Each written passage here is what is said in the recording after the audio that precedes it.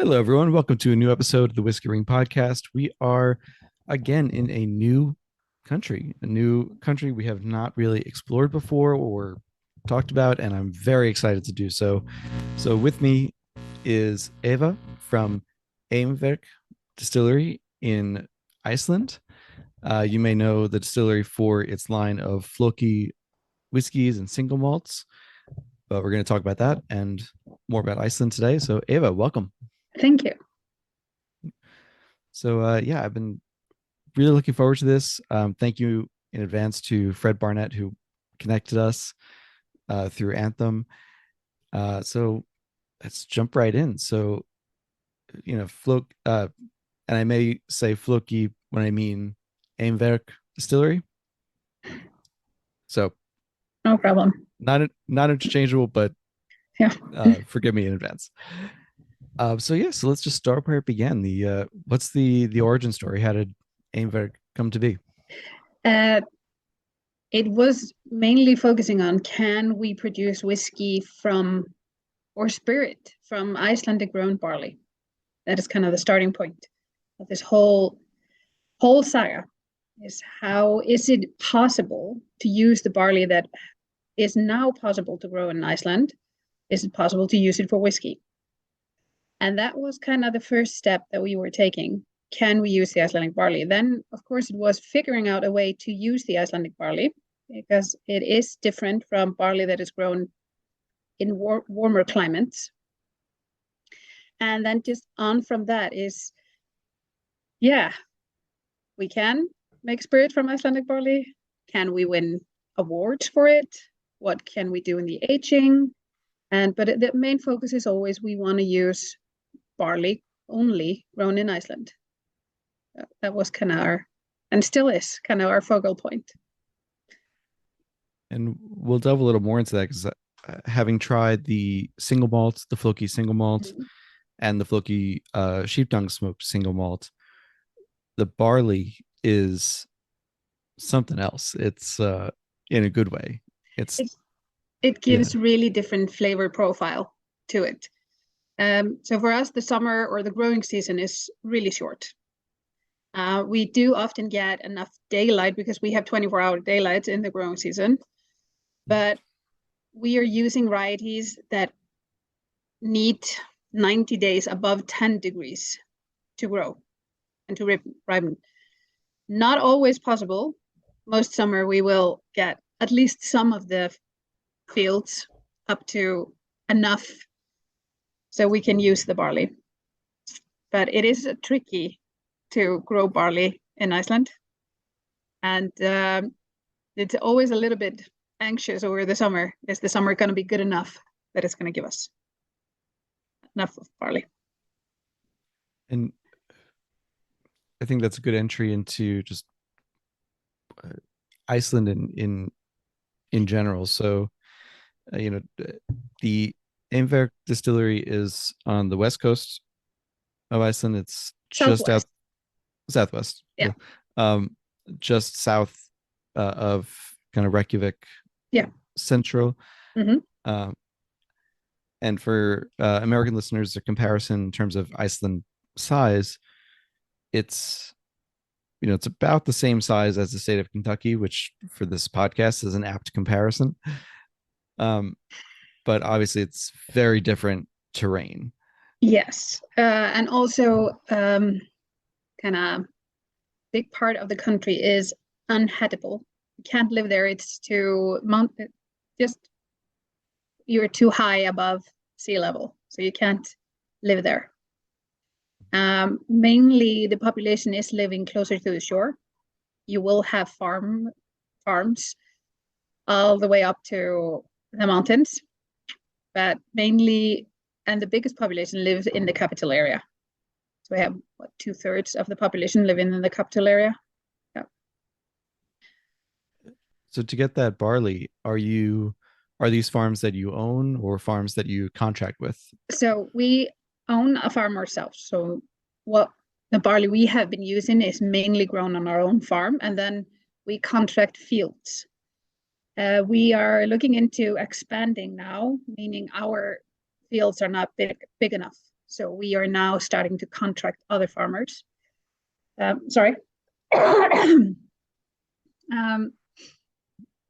So we have to, but you have to have a dryer that is legalized for human consumption, which we have. And there are not many dryers in Iceland fit for products for human consumption.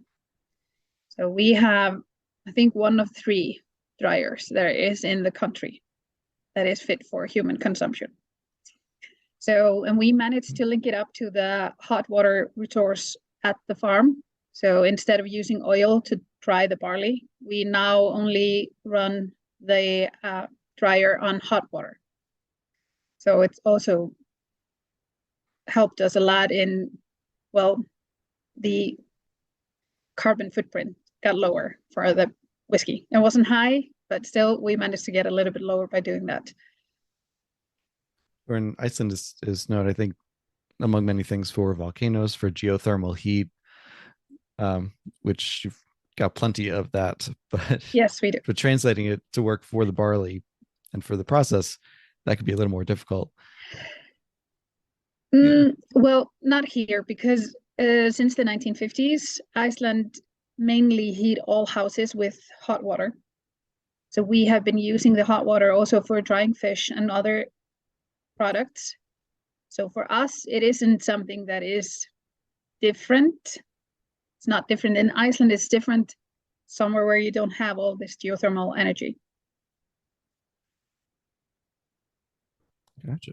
All right, so that's going to come back to a later question. And I'm sure you know which one it is, but we'll get there in a second. So with Iceland being where it is, just putting a little historical perspective to the story goes that, as far as I understand it, that it was kind of found in 868, around there. Yeah. So not really inhabited before then. Yeah. So we have the Icelandic sagas. And we have Landnáma, which is one of the sagas, and Landnáma it's supposed to explain how Iceland was set. We also have Saga Eiríks Rauða, who settled then Greenland, and then his son actually sailed over to now America, what they called Vinland. So they're the Nordic Vikings, they were explorers a lot, but in recent years we have kind of found out more stuff on how Iceland was settled, and probably Iceland was used as a hunting ground much more earlier to settlement.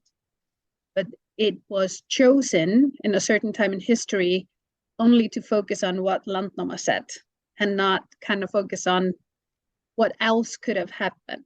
So everyone is taught these Norwegian sagas, but reality is probably a little bit different. So close to our farm is actually man-made caves, and Norwegian men did not know how to build caves. This is something that comes from Ireland or the Celtics. And these caves, they predate settlement. And if you start to read Landnáma really closely and draw up where Vikings settled, it's really weird that they did not settle, especially there in the south, they were not settling the flat land that would have been more suitable for farming and horticulture. They settled more up in the hills. And again, as soon as you're up in hills in Iceland, you're going to have worse, the soil is not as good. And you're also as further from the ocean and higher up you go, you can't grow as much. Why don't you settle closer to the ocean? And probably the biggest reason was there was someone there before you, so you couldn't settle it. It wasn't that the land couldn't be used, it was just someone there. But because Snorri Sturluson, who writes most of the books in the 1200s, he is from Norwegian relations, or his forefathers were Norwegians, so he wrote about his forefathers. So there is kind of starting to be a debate on how it is, but officially, yes, Iceland was settled 874 by Ingólfur Arnarson, who sailed with all of the south coast and then settled in Reykjavik. That is kind of the official story of settlement in Iceland. But recently we found out it's not how it was. And it's a fascinating story. And you're right. From a development standpoint, it wouldn't make sense to be up on the hills, right? I do want easy access to the ocean and to trading and such. So yeah, I look forward to finding out more about who may have been there before. And is is there any, I guess before moving on, is there any evidence that because the Celtic cultures did not leave as many kind of written records, certainly nothing comparable to the Icelandic and Nordic sagas. Is there any evidence that the Yes. two populations? Yeah. So there was actually done a decode. They actually did a genetic test on the Icelandic genome, and our mother genome comes from Celtic, and the father genome is coming from Norway. So all the microchondria and everything of that is Celtic. But for the population to be this high Celtic, you have to have a population of Celts much more than they just took the slaves with them from Celtic. Right. So, and then also we have a lot of words in the Icelandic language and a lot of names of mountains and hills that come straight from the Celts. We have been debating about this, me and my dad, especially because on our farm, we have two hills next to each other that are called the demons. And in Celtic, demon means two peaks standing next to each other. And my dad was like, no, they had the slaves. And I was like, Dad, you would never, ever allow a slave to name anything in your land. You wouldn't do that because it is the point of slavery. You're taking away their language, their humanity in a way. You wouldn't allow them to name something in your land.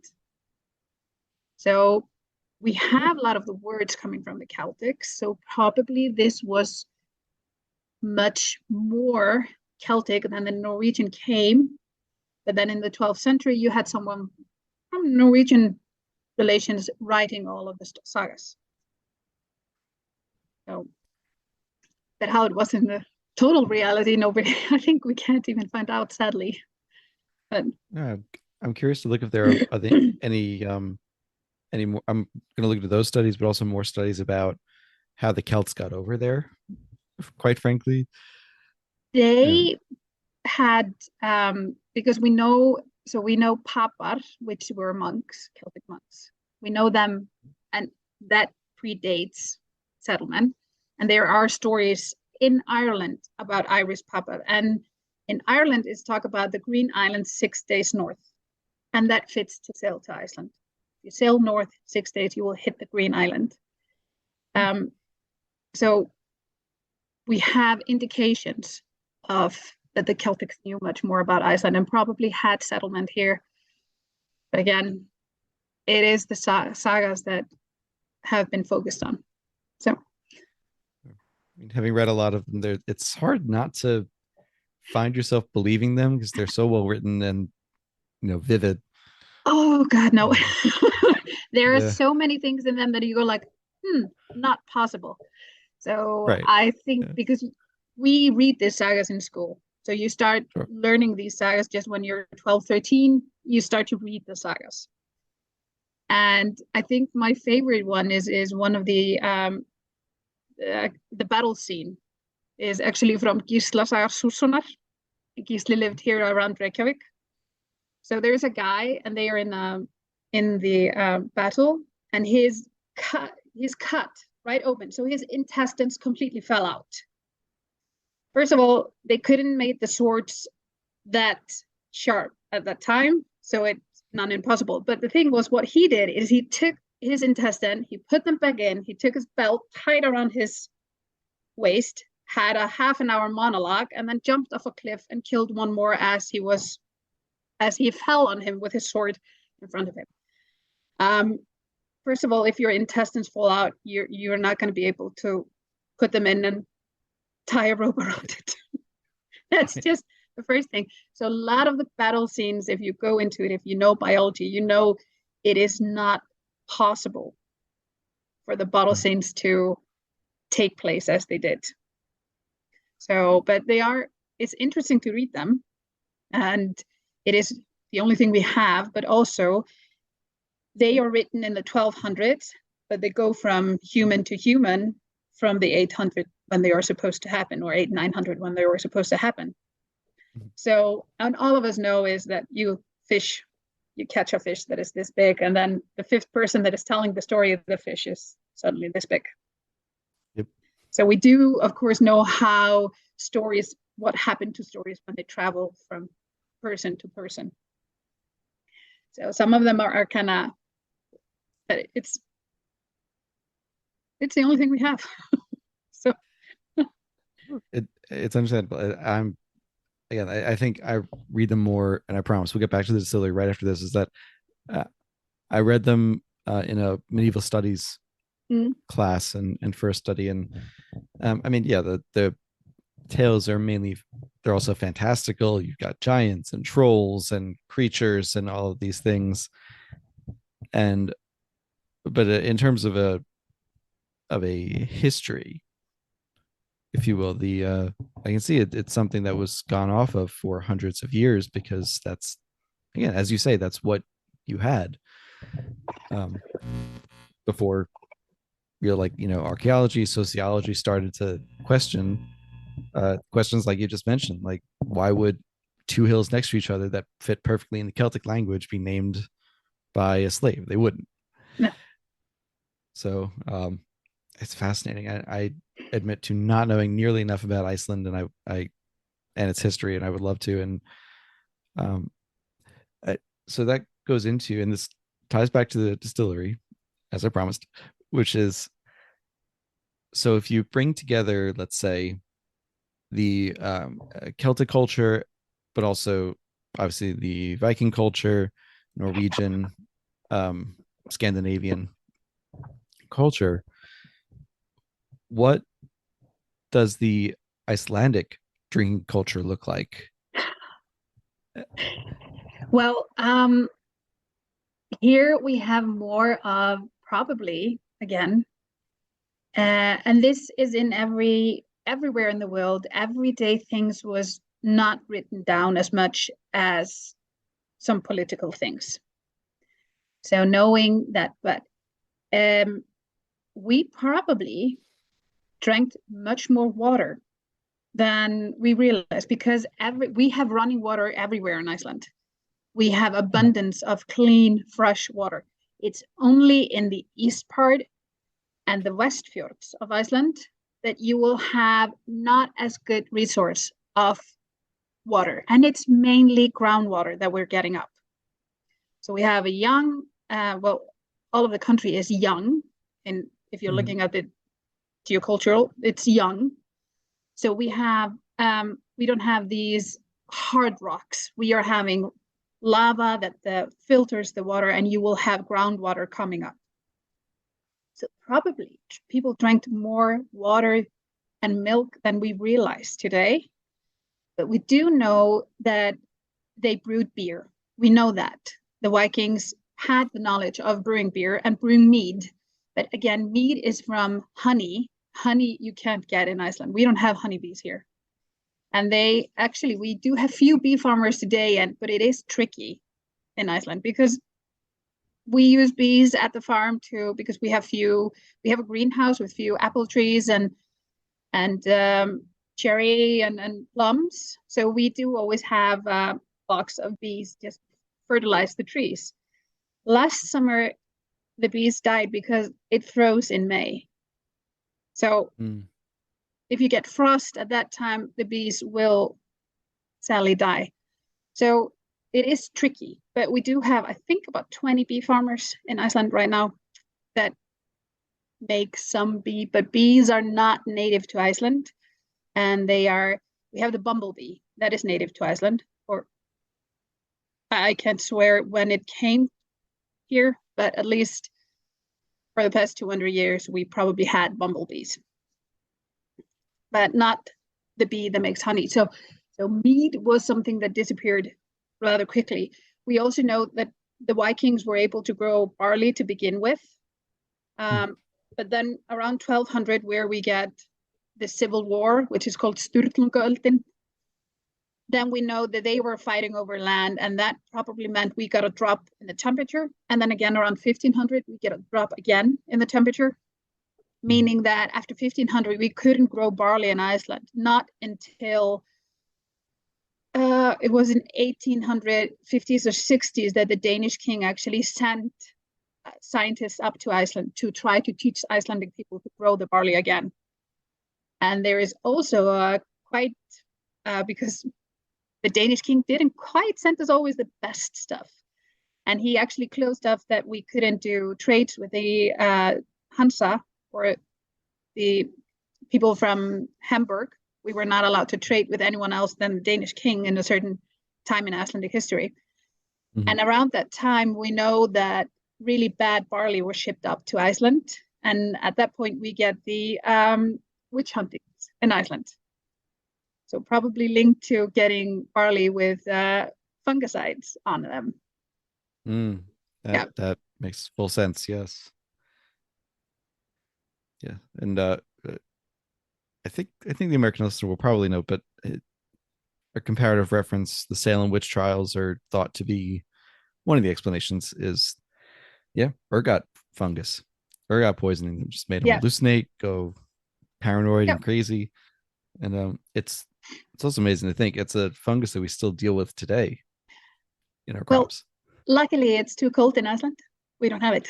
True. So we don't need to use fungicides or pesticides here in Iceland, because we don't have the pests or the fungi, because it's simply too cold. That's fascinating. I know very little about Icelandic history and culture, and I this is a similar experience to a couple of weeks ago. I was able to interview pardon me, I was able to interview Ansi from Terempeli in Finland. So opposite side of the Nordic world, but the same idea kind of applied, where I just went into it and I knew very little about the culture, the stories, the history. So there's a lot more to learn, and it's fun to learn these things through the lens of both an historian and also just a whiskey drinker, to figure out, okay, they got barley back, but particularly after the Little Ice Age, but it was probably bad barley. And so was there, so the settlers would have had, so they would have had barley for a time, beer was brewed, mead initially, but it died out because, as you said, that until recently there were no honey bees. Before they would import, of course, wine. And in a certain period of history, you had a lot of French sailors coming to fish around Iceland. You had Spanish sailors coming to fish around Iceland, and also British sailors. So you would be able to import wine and beer. And when the spirits came, of course, spirit was imported as well. Then what happens is, before 1850, there was a law in Iceland that if you don't own or run a farm, you have to be signed to someone else's farm. And you could only switch farms in, it's now in April and May that you were able to switch farms and move. Well, it's a little bit like a football, guys. There's a certain window you can be sold or traded. And if you didn't own or run a farm, you were not allowed to live somewhere else. So these laws and regulations, they are taken away in 1860s in Denmark, and then that applies to Iceland as well. But probably a little bit before that, people started not to kind of go by the rule. So we don't have towns forming in Iceland until after 1850. So the city of Reykjavik and a lot of the towns are only kind of built up in the 1850s. And then you have people moving from the farms down to the seashore. And if anyone has worked at a farm, it is the animal that is going to control your life. It's either the cow or the goat. You have to milk them, you have to take care of them, and they will control your life. Even just the chickens at our farm, they will control our lives. We need to take care of the chickens. That's always first thing you do in the morning, you go and get the eggs. The last thing you do in the evening, you make sure that the chickens are okay, they're in their house. So the animal will control your day a lot. If you move down to the seashore, of course, the weather is going to have more impact on how you control your day. And suddenly people start to have free time. Now, what are you going to do with your free time? And that is where it comes into it. This happens in most Scandinavia, is that Templars were kind of going away from US over to Scandinavia again. So you had people from Scandinavia that had immigrated into the US are suddenly going back because they were kind of being pushed out. But what they had is they knew how to run social gatherings. So even though we were part of a kingdom, the king was so far away that we don't have the same society built up as in other countries. We don't have, you have this little bit of high society, and then everything else, you don't have a middle society, and then the workers, you just have high society and workers. So it is different here in Iceland. So suddenly you have this vacancy in the market that people suddenly have free time. And again, suddenly people are getting paid for the fish. You're not just trading the wool for something else. You are moving away from trading over to getting paid for your products. And that means you suddenly have a little bit of money. And most of you get the scouts coming to Iceland in 1910. We, at similar time, it's called UMFI or Ungmennafélag. So that is group that is actually contributing to sports. So we're getting sports into Iceland. And all of these groups that are coming into Iceland at this time, they are non-alcoholic unions still today. Even though it is known in other countries that alcohol is part of it, in Iceland, it is not. They are alcohol-free unions. So suddenly people had free time, they could do it, and we get a prohibition before the US. And it's kind of funny because we were drinking 2 units per week, while the Danish were in 6 units per week. So we get alcohol ban, which makes no sense whatsoever if you look at the consumption. Because we were drinking so much less alcohol than everyone else, and still we get prohibition. But again, the guys that could vote were white, middle-aged, educated men. And most of those guys were actually in these Templars unions. So of course they voted no alcohol. And part of it was also because people were suddenly having money. The small part of the high society wanted to make sure that they kept it, because if you were working for the government, you were a consult or something like that, you were always allowed to have the alcohol. It was just the rest that had the ban. So sounds familiar. Yeah. So 5 years later, the Spanish people go, actually, if we can't pay for the salt fish and red wine, white wine, and port, we're going to stop buying the fish. So everything is allowed back. So strong liquor and then red wine and white wine is allowed back, but the beer was banned until 1989. So yeah, there was no beer in Iceland until 1989, which also makes that relationship. Icelanders have such a weird relationship in the 20th century to the alcohol because of that ban. So you used to be able to go to a bar and buy something that was called fake beer. So you bought a beer that was below 2.5, and then they added a shot of vodka into it to increase the alcohol. But you were allowed to, if you went abroad, you could bring a certain amount of beer back into the country. And this whole time, we have a running brewery that was only brewing for the government. And also then in the 1950s, the US Navy built the Navy base at Keflavik Airport. So they sold beer to the US Navy the entire time the ban was. Uh, so for listeners, if it's been a couple of weeks, maybe even a couple of months at this point since we've had on Dr. Mark Lawrence Schrad, who wrote um, "Smashing the Liquor Machine: A History of Prohibition," and one of the topics that he goes into that we didn't go into in the interview that is relevant here is the military base problem, the military canteen problem, where through military canteens, people all over the world got around prohibitions by selling to the Americans on the military bases. So um, there's a reason not to skip an episode because things always tie back to something like that, and it's ridiculous, and yet it's so commonplace that it bears repeating. Uh, so with the whiskey laws in Iceland, I mean, your Eimverk is the only distillery, the only whiskey distillery. We are the only whiskey distillery that is selling products.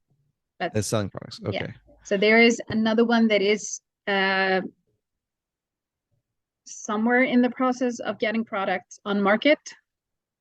In the total, we have 6 distilleries in Iceland. We and the other guy, we are the only 2 that is actually making spirit from raw materials. Everyone else import their spirit. Mm-hmm. Most of them redistill it and season it, or season it and then redistill it. But you will have a lot of Icelandic distilleries that are essentially bottling plants that have products. So are let's say the other 4, not you and the other one in the process of making whiskey, those other 4 as bottling plants, as I guess we would also call them rectifiers? No, there are 4 that own their own distilling equipment, and they are making gin and vodka by redistilling. So okay, not making it from grain and up or raw material and up, because that is kind of the trickiest or most expensive part in a way. Mm-hmm. And then you will have few other distilleries that are essential bottling plants. Yeah. Gotcha. Okay. So it's just fascinating. So I have so many more questions about this, but I want to make sure we get to the distillery itself and to the products. So just going forward with that, I got to start with the Icelandic barley that you have now. So I'm a big fan of exploring barley profiles. My stuff with Waterford is probably the best example of that. I just love Waterford, and I'd say rye varietals in the US as well. I love tasting the different grains and what they do. And when I tried the Floki single malt, the intensity of the barley was immediate. It was palpable. I know you in the history that you've given, there's been barley, then there wasn't barley, then there was bad barley. Eventually you got to a place where you have barley that can grow given the right conditions. What is it about that Icelandic barley that when it works and when you can grow it, that makes it so intense and flavorful? It is actually quite simple. It is the ratio between starch and protein. And that is, we have tried it. We don't see difference in the field. We see difference between years, meaning how good the growing season was or how cold it was. Then we will see different in the flavor profile. But we don't see difference in which type of field, because now we grow in 2 really different types of fields.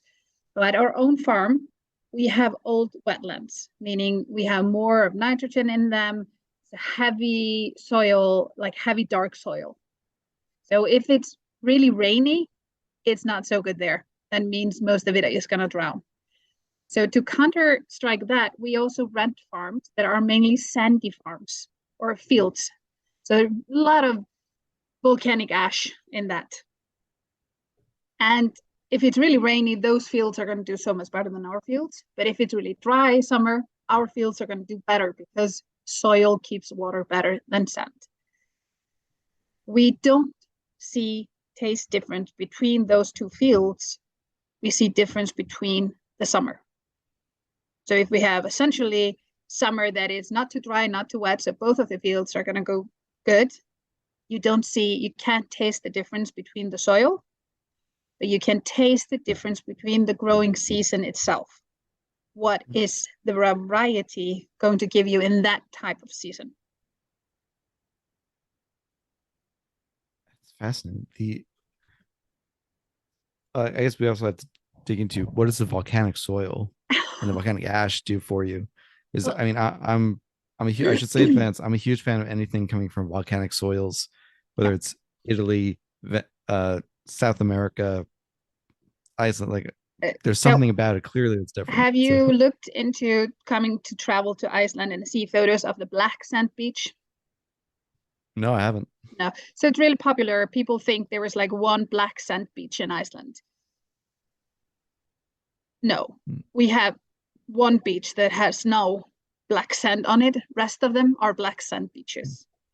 So volcanic ashes or volcano ash that we get up.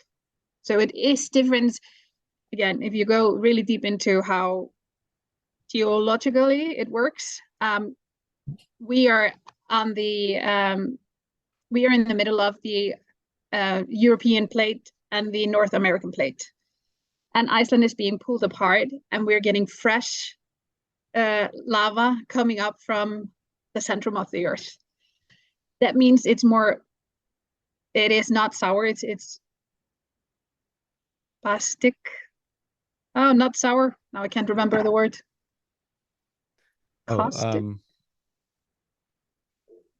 uh, It's below right. 7. If you do the pH, you will always have it below 7. Right. So Yeah. Acidic. Yeah. There we go. Yeah. Yeah. So, and it's in a way fresh lava, where you have bedrock that is more tighter, not this area. That means that usually you have lava that has been kind of melted down again, and then it comes up again. So, but we are being pulled apart, and you're always getting fresh lava up. So it's black. It's not hello. It's not red. Mainly, it is black. So volcanic ash here in Iceland means that we have had big volcano eruptions, not only that stop the airport, Right. but and also close to our farm we have Mount Hekla, which was talked about as a mountain to gate to hell.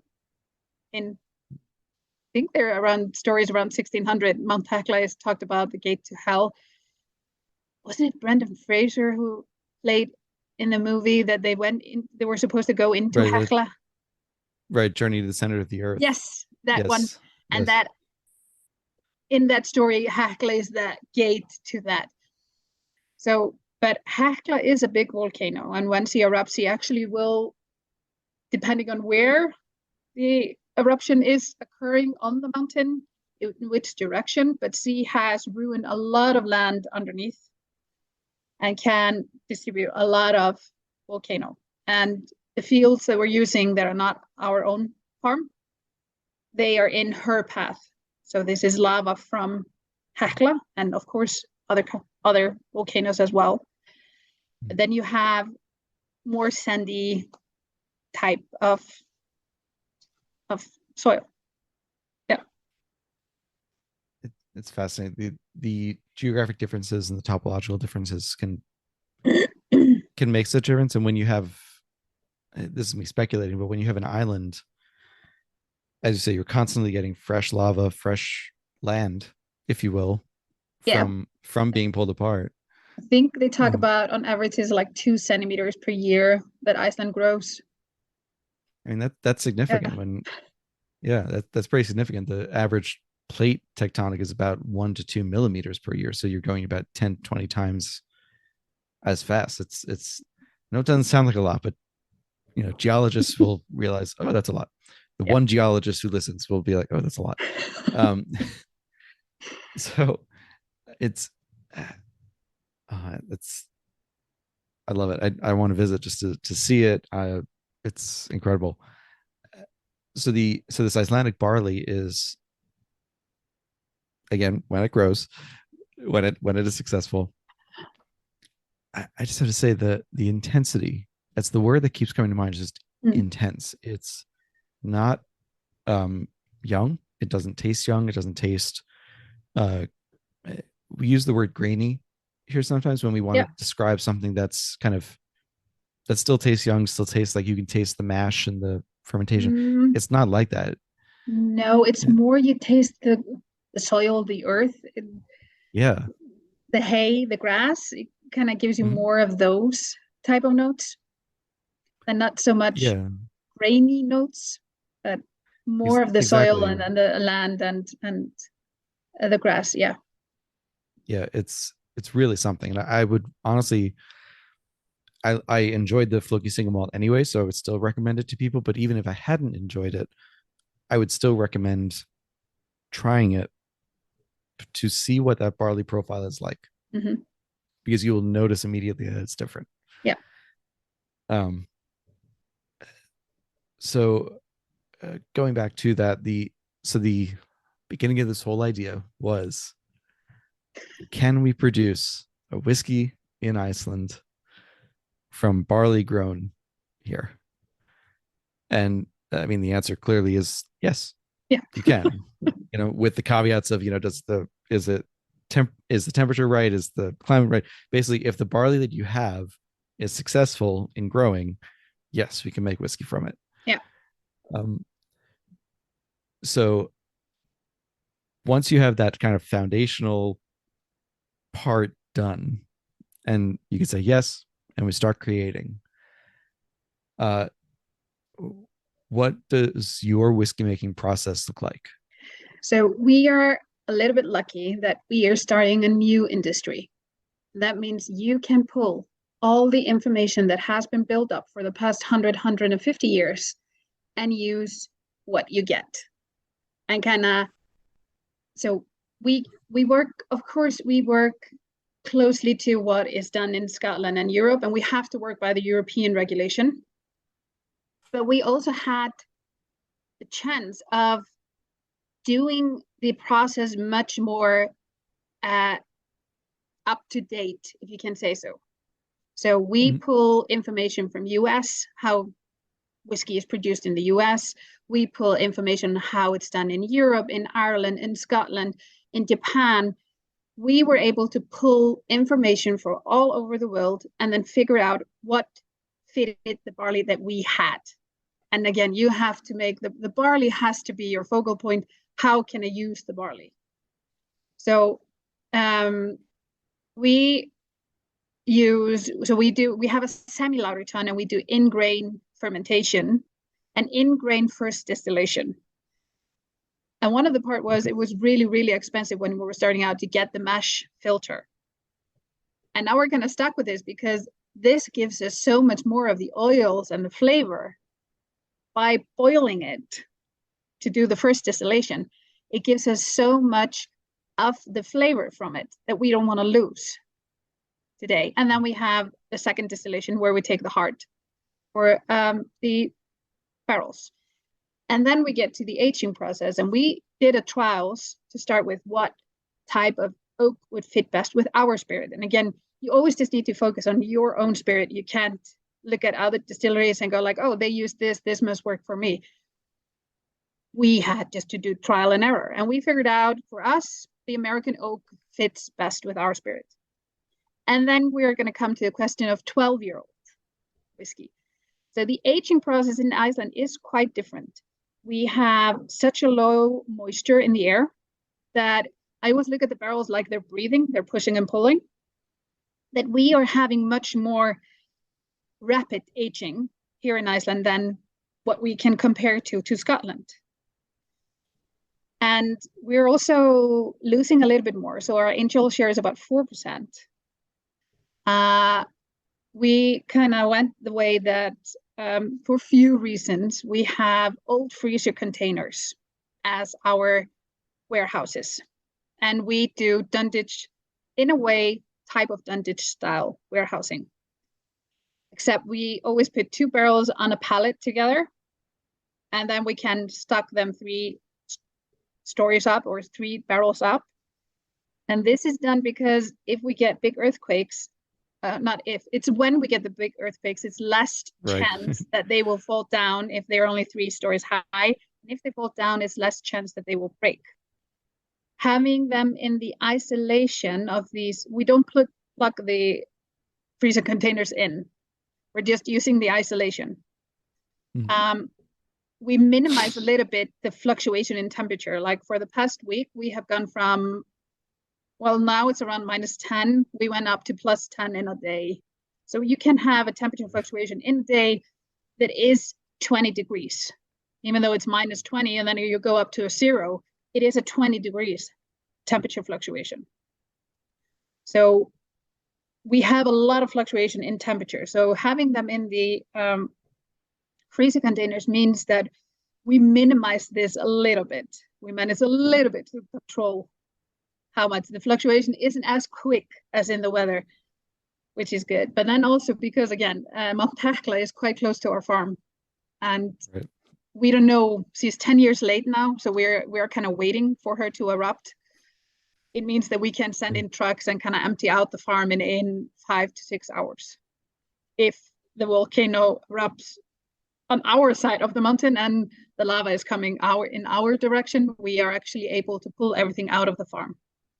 So a few reasons why we use the freezer containers. And also, if not, this would be something that would have to go into, really don't know how they rework freezer containers. At least we give them a little longer lifetime because they're not qualified to do sea transport anymore, but we can use them for this. This month's Impact Spotlight is on Pokeno whiskey. Sitting just south of Auckland on the North Island of New Zealand, Pokeno is one of the Pacific Rim's newest distilleries. Founded by whiskey industry veteran Matt Johns, Pokeno set out to create a uniquely New Zealand single malt whiskey, one that would bring the lush, subtropical terroir into the world's most recognizable category of malt spirit. I've been able to try their Origin and their Discovery series, as well as a single-barrel double-matured ex-bourbon, and each were truly fantastic. And in case you're wondering whether I really do get to try these things that I talk about, or whether I even like them, I'm here to tell you yes to both. If I don't like it, I don't have to talk about it. And I can't stop talking about Pokeno to anyone who will listen. As of March 2023, Pokeno is just starting to come out into the US market with a rapidly growing footprint. I sometimes say that there are distilleries to watch. This is one to watch while sipping their already world-class single malts. Check out my episode with Matt and Pokeno in late March, and order your bottle of Pokeno New Zealand single malt today. Hey, Whiskey Ringers. I hope you've been taking advantage of that podcast-only code for the Scotch Malt Whiskey Society. They've got around 20 bottlings coming out each month, and there's never a shortage of new things to explore. To take advantage of this podcast-only offer, please go to smwsa.com, that's Scotch Malt Whiskey Society of America, and put in code WRP for Whiskey Ring Podcast at checkout for 25% off your first year subscription. That's fascinating. The logistics involved of having to, I think it's the first distillery we've spoken to where we have to think about, okay, if an eruption comes your way, how fast can you evacuate the farm and the distillery? Pretty sure that's the first time we've talked about that. So, but gladly, you have thought about that. So it's... Again, when you live in Iceland, having a volcano eruption or earthquakes, this is normal to us. It's normal for us to think about it. And we saw these beautiful barrel racks. I think Aran Distillery has them, and they are so beautiful because you can just put one barrel up and then the next one, and you can see them all, and you just have a full wall. So for expedition and stuff, it's beautiful. So we called them up, and they were not that expensive. And then I went like, oh, did you earthquake proof them? And the guy on the phone went like, I'm sorry, what did you say? I said, did you earthquake proof the racks? Are they earthquake proof? And he was like, we haven't had earthquake here since I don't know when. Nope, we don't earthquake proof anything in England. It's like, okay, we can't buy this because we are going to have the earthquakes. We know that. So you need to make sure that the housing, the racks, and everything is earthquake proof. So, of course, we have looked a little bit down to Japan for those. Mm-hmm. But then again, you need to have, you want to have the money for it. So using the dented style, using the freezing container, it kind of saves a lot of ifs and whens to use the freezing containers. So. I keep thinking of Japan as an example of obviously a very different climate, but this idea of you have an island chain, very low area of arability. It's mostly mountainous, a lot of volcanic activity. Also very high population density there, obviously higher than Iceland, but don't have that problem. Yeah, but still there's a problem of earthquakes, of in their case tsunamis, volcanism, and yeah, they proof it as much as possible against it, and for Japan and Japanese history, they imported barley because it was cheaper to import it than it was to grow it on site. And we're talking importing it from Central Europe. Yeah. It is the same for us. It would be cheaper for us to import the barley, but then we would just be producing Scottish whiskey in Iceland. Right. Essentially. Yeah. And we didn't want that. Exactly. And it also has to do with we are willing to pay higher price for the barley, meaning a farmer that is selling us barley, his farm is more likely to be sustainable because it is expensive to run a farm in Iceland. And most of the farms in Iceland are small family-owned farms. So has also to do with the part is we are lucky that we have a chance of living in this country, but we also want to contribute to that our children can live in this country still. Yeah. And you mentioned earlier, you don't face the same pests and such that continental Europe would face or the US would face. So you don't need the fungicides and the pesticides and all of that. Before diving for the last segment into the products themselves, you mentioned you get, it's drier there, less humidity in the air. You get about 4% angel share, which is about double what you would average in Scotland. You are, of course, on a higher latitude than that. You're, as you said, you're high enough that you get those 24-hour daylight days. From May until August, in a way. Then you have right now we are having the light from around 7, it's bright, and until 7:38 in the evening. So you don't have the darkness anymore. But again, in the winter, you have about 4 hours of daylight. So yeah, it's not a lot. It's not a lot. No. And so with I'm trying to think of the exact question I want to ask on that. So in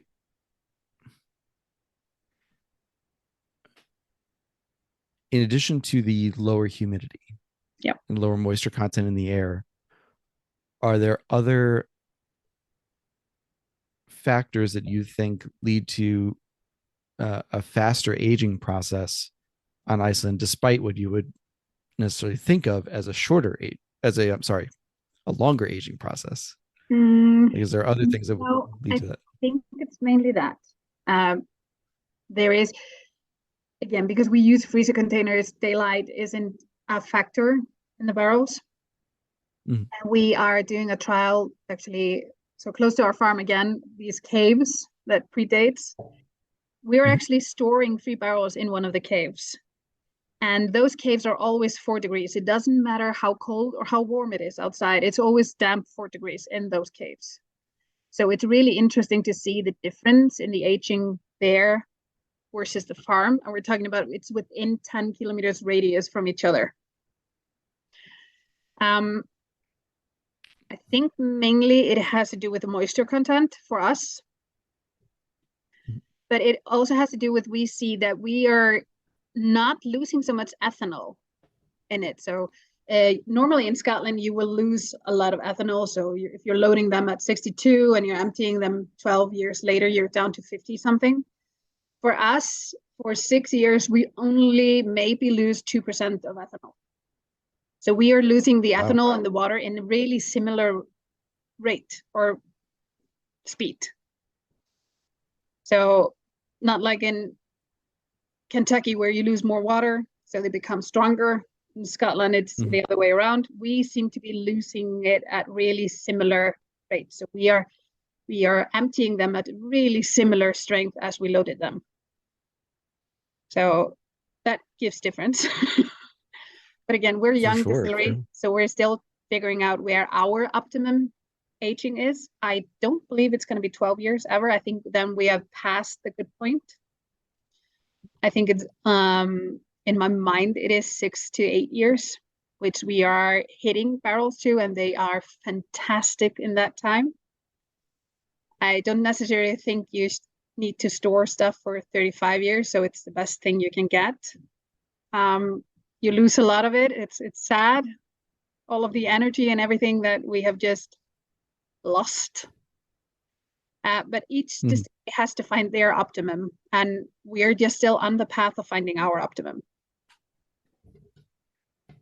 There's a lot to be said for that. And I said that in other podcasts. It's about when your product is ready, not hitting that age statement. And if you're going along with kind of what they do in Scotland, and more importantly, what they do with the EU, once you're past that 3-year point, then it's up to you as to when you think the product is best. And I will definitely try to find, when it's ready and when it comes out. I would love to taste it, because I think the single malt that I tasted was closer to 3 years old. Yeah, right now we're mainly bottling 3 years old to build up the stock, so we can have older later on. It's a little bit problematic because we usually sell everything that we are meant to produce, and hence we have to go into expansion as to being able to keep on growing. So that is kind of the next thing we're going to focus on is being able to distill more. And that is a part of what we have done is we have automated all of our stills. So we don't need to run, so we can minimize the staff part of the distillation. So it will just, we ran it 300 times and we wrote everything down. And we can also see there is a difference when the weather is, when we have a low pressure area over the country, our yeast or the fermentation will actually erupt out of the tanks. So we do see difference in the distillation depending on air pressure. We see that a lot here. Yes, which could be really interesting of taking out distillates when we are having these really low pressure and keeping them separate. So that is one of the things that we want to do. But mainly this is, now I totally lost what I was saying. Sorry. It's okay. It's okay. No, the expansion and needing to expand is it's a good problem to have. It's clear there's demand and people want to see what you're making, what you're creating. And as I said, I certainly want to. I mean, I think the 3-year-old single malt is delicious as it is. A great barley profile. It's definitely a grain forward spirit, but in the right way, I'll say. Thank you. And and so I know we have about 20 minutes left, so I want to make full use of that time. Yep. And so you mentioned as part of Iceland's history, you had traded with Scotland and Spain and Western Europe, let's say, particularly with barrels, and you still get barrels from Scotland and Spain. I think I heard on another either interview or podcast that as much as you can, you try to use virgin oak or newer oak. So that was a thing. In the beginning, we were buying in 10 barrels at a time. And the cooperages, they were not used to having such a small distillery is dealing with them. So we bought first 10 barrels we had 5 of them brand new and 5 of them bourbon barrels from different bourbon distilleries. And we figured out we liked this one best and we wanted that type of barrels. So when we talked to the cooperage, the answer was, yes, you can have it. We sell them 200 at a time in a container. It took me a month to fill the first barrel that we bought by distilling every single day. That was before we got our big still. Now we are filling about, it's a little over a half a cask each day with the stills that we have today. So we are still a small producer, but we are focusing on growing. So you have that indifference. Okay, so you get the barrels in, you're filling about half a cask a day now, which is yeah, you're right. It is small, but growing. So I just wanted to talk about a couple of the other products as well, in addition to the single malt. I'll have reviews and tasting notes of the single malt and the sheep dung smoke, because those are the 2 that I got to try. And of course, we're going to talk about the sheep dung smoke as well. But before that, I wanted to talk about the Icelandic aquavit. Yeah. That you're making. Yeah. So I think this other episode should come out before this one with Eimverk Distillery in northern Minnesota, and they're making an aquavit that's more in the Danish style, despite the founder being Norwegian, but it works. So what is your style of aquavit? So in Iceland, the main flavor in aquavit is caraway. And we love caraway. Caraway can grow wild in Iceland. It is brought over in around 1200 as a medicine herb. So you will find it especially in, there's a small island outside of Reykjavik, which used to have a monastery in there. So monks used to run hospitals, so they used to use herbs. And you could also find it close to Skálholt, which is where one of the bishops used to live. So, but it manages to grow wild in Iceland itself. We have been experimenting on actually growing it in fields, and it goes up and down. But it was not last summer, it was the summer before. It was a beautiful summer, and we had managed to grow really well. And then in August, late August, we got a wind that was 53 meters per second, and the field disappeared. There was no grain left on the field. It just blew away. The next summer, because the caraway is a plant that has to grow for 2 years. So first year it will bloom, and then the next year it will come with seeds.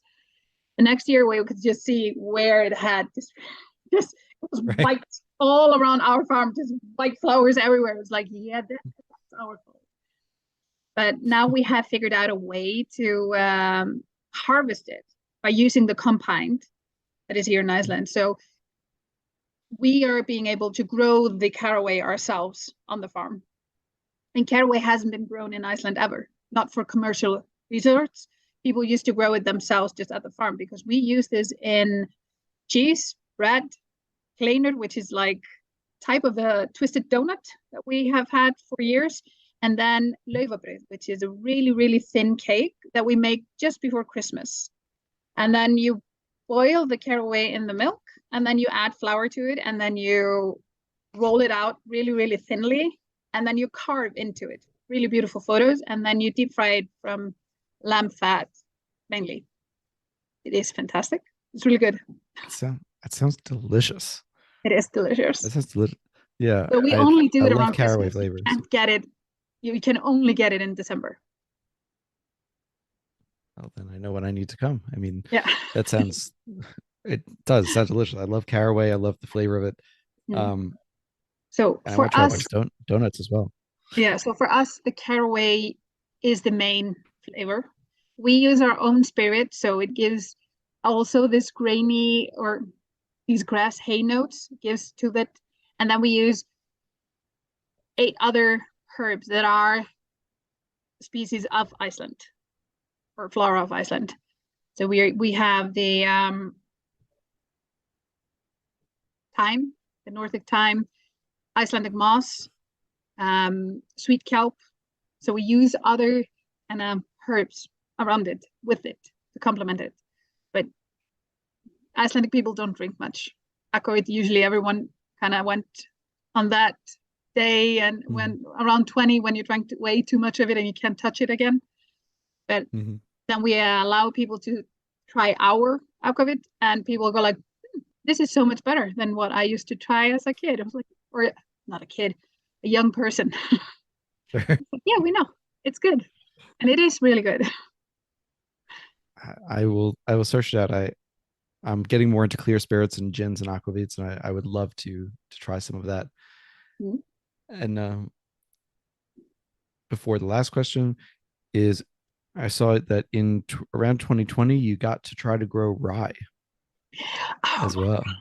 It is so good. I can't wait. So yeah, here in Iceland you have to have the barley is always a spring variety, meaning you harvest the same year as you put it down. But for the rye, you have to have a winter variety. So you're actually sowing a year before you're going to harvest. And we are going to have a barrel or 2 barrels of rye, 3-year-old whiskey in August this year. And it tastes, oh my God, I love it. It is totally my favorite product right now. It is luckily I own the distillery, so I can take bottles home every now and then, because we had to try the barrel. But I am looking so forward to being able to release Eth onto the market, and the name is Eth, which is the Icelandic letter. But it is so good. And I can't wait to share it with the market. But US is kind of tricky market for us, so probably it's going to be more European sold, or you just have to come up to market for us. It's a tricky market for us in the States. So yeah. But no, I seeing your reaction was so visceral. It was this is an audio only podcast, but still there's a visceral reaction. I want to try that rye. I will find a way to get a bottle or a sample of something when it's ready. So just in the last few minutes, we've got to talk about the Floki sheep dung. Oh, of course. So a lot of people think this is a gimmick, but it's not. So again, now we're going into the Icelandic history and Icelandic flora mainly. And the Icelandic flora in Iceland is low bushes. We don't have trees here. We don't have these tall, beautiful trees. We don't have coal and we don't have gas. And prior to using the geothermal energy to heat, we would have to rely on imported goods. So it is hard to heat the house when you don't have anything to burn. But we always have had sheep. And if you look at how we used to build houses prior to concrete and hot water, you would use torf and stones, and you would kind of layer it up on the walls, and you would have as little wood as possible. You would have wood in the frame, and then we're talking about central poles, and then just the roof, and not the whole roof, because you would put like branches between the big wood. So you would not put good wood all the way through. You had to save the wood because the wood was expensive. And you would reuse the wood. If you needed to move, you usually moved the house with you. You didn't leave it there. But because you're building out of torf and stone, you have to rebuild the house every 50 years or so, because they are going to collapse and disappear in 50 years. But sheep houses, you would have them usually a little bit further away from the farm. You would have the cows and the goats actually inside of the farm to get the heat from them. So either you would have it linked to the farm. Somewhere in the south, here in the south, you usually slept on top. So the animals were underneath, and then you had the sleeping area on top to get the warmth from the animals. But when you put animals or you put the sheep in, and again, through the winter, you have to have animals inside for about 8 months a year. So sheep do get to roam free from May until September, where we actually go up in the mountains and collect them, depending on years. Sometimes we have to go earlier because we had, I think it's 6 years ago, we had really bad weather in September and we lost about 2,000 sheep minimum. Oh my, yeah. But still, because people knew that the weather was coming, you were sending people up in the mountains earlier than usual to try to collect as much as possible was down to save them. 2 years ago, they couldn't release them until end of June. It was just too cold until end of June to allow them to go up in the mountains. So they had to keep them in the housings longer. So you had housing where they are staying inside for the entire winter, and they will trample the shit together, and they will get hay on it, and you will have a buildup throughout the year. And if you want to reuse the house, you have to dig out of the house. You have to take this out of the house, because in 2 years, then you will not fit them in. It's just how it works. If you build it and then you have to hire the roof and you don't have the energy, you have to dig this out. And you dry it for about 2 years. Find a windy place, which is not hard in Iceland. Dry it for 2 years, and then you have a burning material. And this material is what we used as a fuel. This was the main fuel resource. We do have peat in Iceland, but again, the peat layer is really, most of the time, it's really, really little. And we can still see peat graves that were taking around 1,000. So it doesn't disappear. You're actually doing environmental harm by taking peat in Iceland. Of course, peat was used for heating material or burning material until the 19th century, but not as much as the sheep dung. So Icelandic people are quite used to using sheep dung to smoke with. And also because this isn't such a good fire that you get. You don't get so good temperature from it. Mainly you will get a lot of smoke. You do get heat again, but mainly you get a lot of smoke. This smokes horribly. It's not like coals where you can light them on fire and there is almost no smoke. You will have a lot of smoke. So you would basically hang meat and fish and sausages just in the roof of the kitchen and use that as to preserve the food. Of course, later on and today, we have special houses or smoke houses where we smoke salmon and lamb meat and trout. And always around Christmas, you get like triple smoked lamb meat, which you can eat raw, and it's delicious. So using the sheep dung was, of course, the normal thing to do when you produce smoked whiskey in Iceland. It makes sense. I agree with you. The majority will think of it as a gimmick, because we see gimmicks that look similar elsewhere. Yeah. Mm-hmm. But in reading about it and hearing about it, it's tradition. It's something that is very normal. I will fully admit that by name alone, I had a bit of a psychological block to it to be like, okay, what's going to happen here? But having said that, once I tasted it, I have a video of me tasting it because a friend asked me, and I was like, okay, I'm going to indulge you on this. It wasn't what you expect. Like, I'm sure if you're Icelandic and you try it, it is what you expect because you know what that smoke is like. Mm-hmm. But for a non-Icelandic audience, it's certainly very earthy and hay forward, and you get that. But to be blunt and perhaps a bit crass about it, it doesn't smell like sheep. It doesn't smell like dung. It's not any more than peat does. And frankly, if you think peat does, then you're probably not going to like this. But if you're, but otherwise, I'm always someone who will try anything once in the whiskey world. And I promised I was going to try that. And really, it was something to be experienced. And I encourage people to try to get past that block that I had, that I'm sure you have too, and try it. I think it's hilarious to say sheep dung smoke.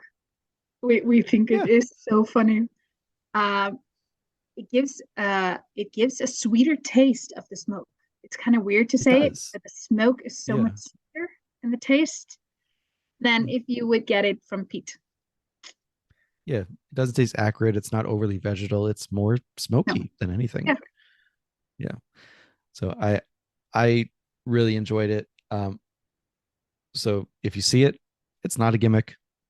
I encourage you to try it.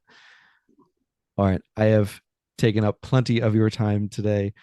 Eva, thank you so much for taking the time to go through, I mean, everything we touched on: Icelandic history, the geology, the Eimverk Distillery, the Floki single malts and products. There will be more information, of course, in the show notes, links to where you can purchase, to social media to follow them, to all of this. But um, in the meantime, just again, thank you for coming on and letting us explore your distillery and explore the history around it. well, thank you. And just hope to see you in Iceland. Same here. Same here. All right. Hang on with me for just a second, and then I will let you go. All right. And this has been another episode of the Whiskering Podcast. I will see you next week. Hey, folks. Thanks for listening to another episode of the Whiskering Podcast. If you like what you hear, please go ahead and click that subscribe, follow, or like button.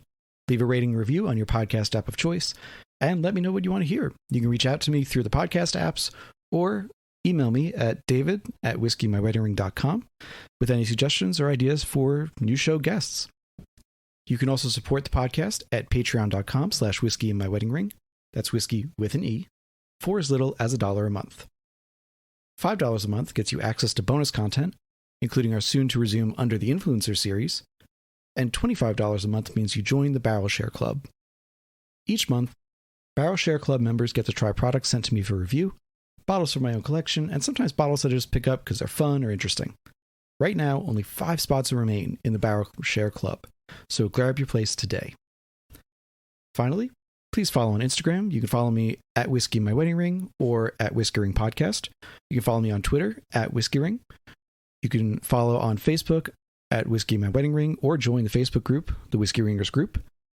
And I hope to see you there. Cheers, thank you for the support, and see you next time.